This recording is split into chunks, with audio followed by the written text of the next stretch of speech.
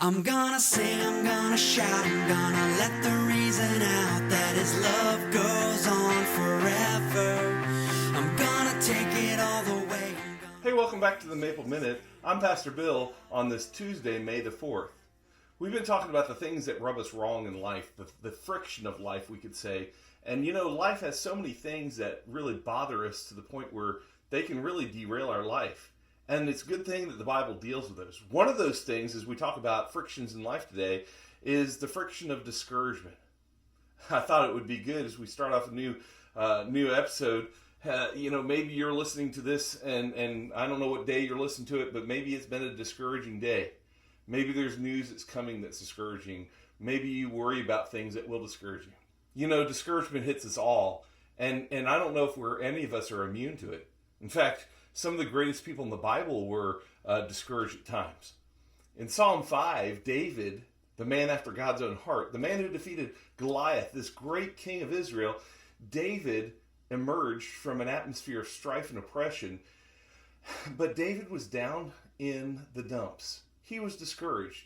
And he teaches us a lesson in Psalm 5, they're not chapters, Psalm 5, about discouragement. And so let's take a look. As we look through this psalm, what we find in the first three verses, David pushes a plea. You can see it clearly in verses 1 through 3. He says, "Listen to my words, Lord. Consider my lament. Hear my cry for help, my King and my God. For to you I pray." And listen, this is the key verse in this section, verse 3. "In the morning, Lord, you hear my voice." In the morning. Now, just a side note, anytime in the Hebrew that it repeats itself, that draws a huge emphasis. That's something that's really important. So he says, "In the morning, Lord, you hear my voice. In the morning, I lay my request before you and wait expectantly." You know, this is a morning prayer that David gives. And I think so often we wait until the last minute to ask God for help. David understood one of the ways to beat the discouragement of our lives is to go early in the morning. Now, as I talk about this, some people automatically go, "Well, you're a morning person." I'm really not. I make myself get up when I have to, but I know most of us, we don't like the mornings any more than we have to. But what's important here is David's thought. He doesn't think that it's okay to wait until the last of the day to bring discouraging things to God. It's not going to help his day go any better. If you want to overcome discouragement, according to David in this plea, David says, you know what? And David's one who's becoming more and more discouraged as the day goes on. So David says, "in the morning," and he draws our emphasis by saying it twice. But what's even more important is that last word, expectantly. David says, "I'm laying everything out. I'm putting all my things into perspective. I'm giving them over to you, and I'm going to be expectant." You know, what David's saying here is that he's refusing to stumble through his day. Sometimes we do that, don't we? Especially if we've had a good weekend and all of a sudden Sunday night comes and we get the Monday morning blues ahead of time. Or the weekend blues, whatever you want to call it. And we start dreading, we start feeling discouraged, we start realizing I've got to deal with that boss. I've got to deal with that situation. I've got to deal with that person. And it grows and grows and grows. And you know what David says? You know what? I'm not going to do this. Early in the morning, I'm going to hand it over to God. I'm not going to carry my overwhelming burdens. I'm going to give them up to Him. See, David learned to take his needs to God every morning. And some of us, we don't do that. We go to bed heavy-hearted, and we just keep it in us, keep it in us, keep it in us. And I don't know if we're ashamed to give it to God, or we just don't feel like God cares, or we think we can handle it. But that's not the way to do it. David was overwhelmed by his discouragement. But what's great is David expected God to answer. So how do you start your day? That's the biggest question. Start your day with something encouraging. If you want to overcome the friction of discouragement in life, and there's plenty of things that discourage us. There is. People, places, things, politics, economics, you name it, family relationships. Start the day and give it to God early in the morning, and then wait expectantly for Him to do something. David moves from there to a section that gives us 4 descriptions, and it's the biggest section of his prayer or his psalm. In verses 4 through 11, David thinks through his day ahead of time. Now, he's giving it all to God, but he thinks through his day ahead of time, and he thinks about the people he's going to need or meet or encounter throughout his day, and he addresses 4 different people. The first of them is God. He thinks about the Lord. In verses 4 through 6, David says, "For you are not a God who is pleased with wickedness. With you, evil people are not welcome. The arrogant cannot stand in your presence. You hate all who do wrong. You destroy those who tell lies. The bloodthirsty and deceitful you, Lord, detest."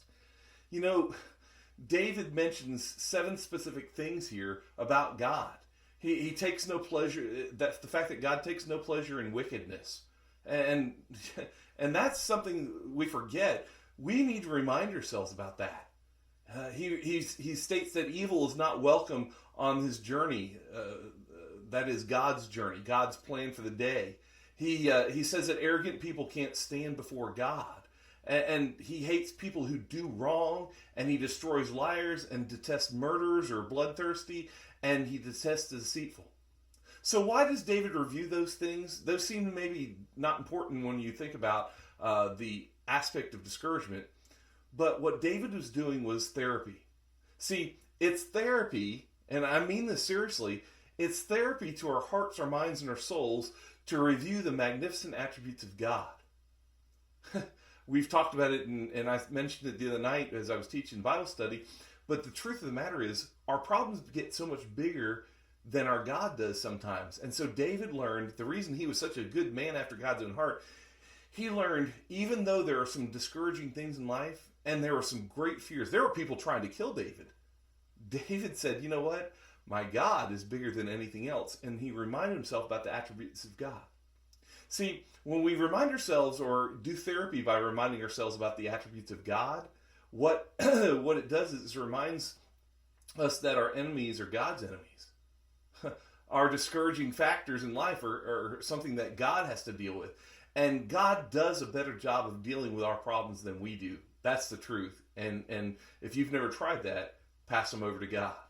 The next person he describes himself. In verses 7 and 8, David talks about himself. He says, but I, by your great love, sorry about the typo there, by your great love, can come into your house in reverence. I bow down towards your holy temple.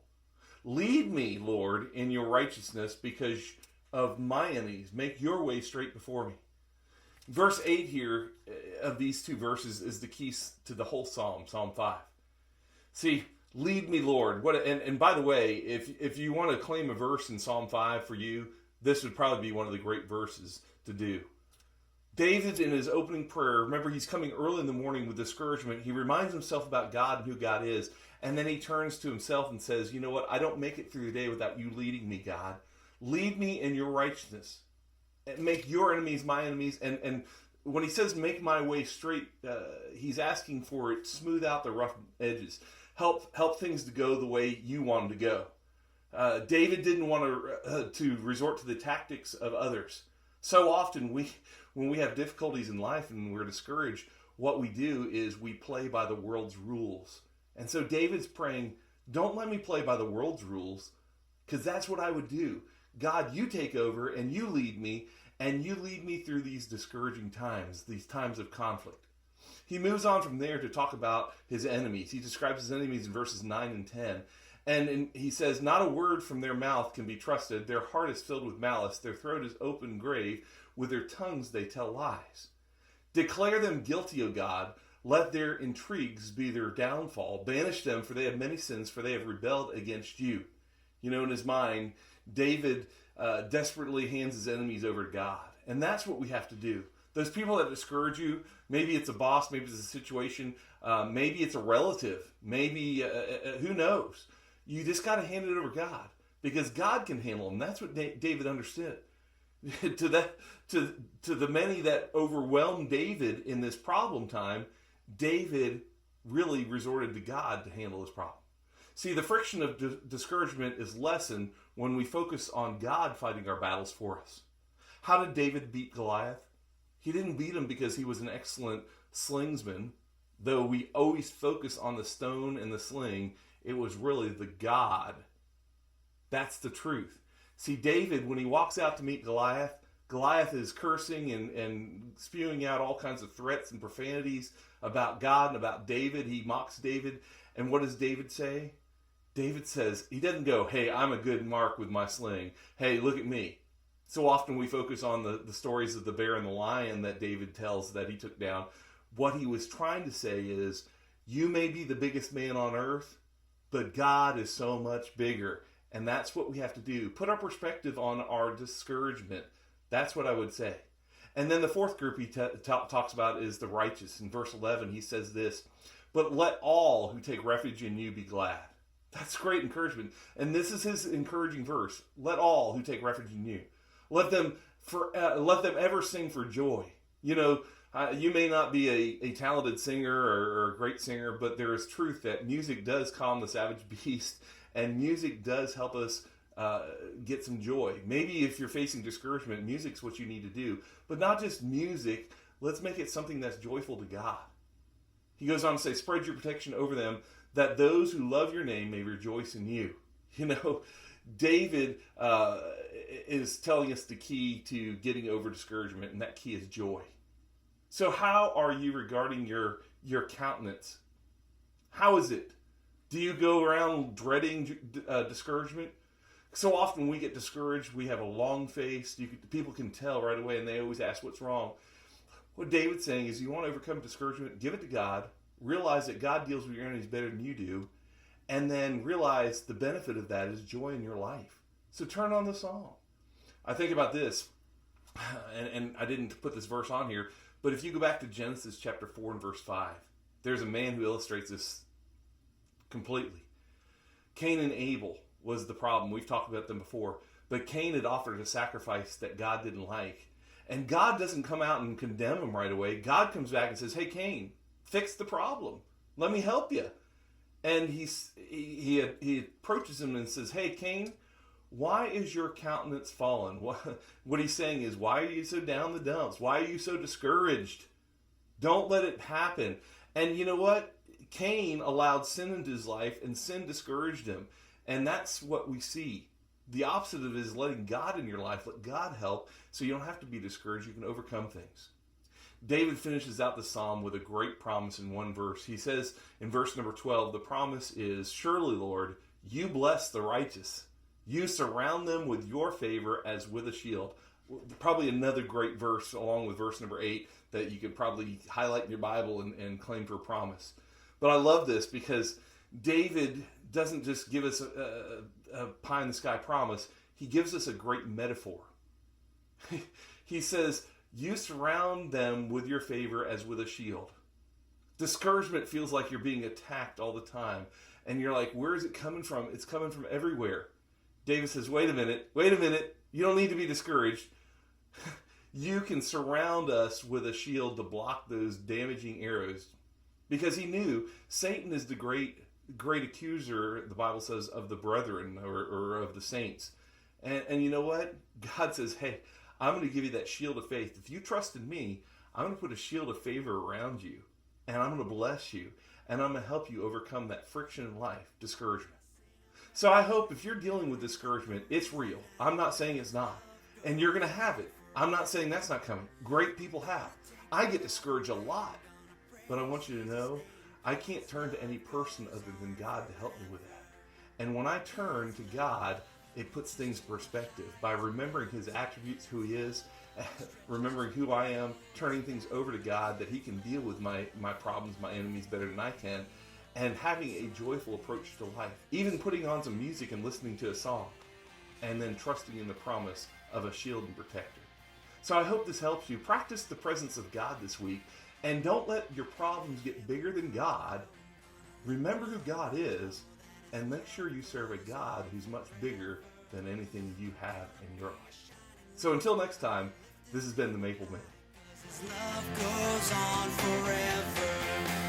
His love reaches to the high.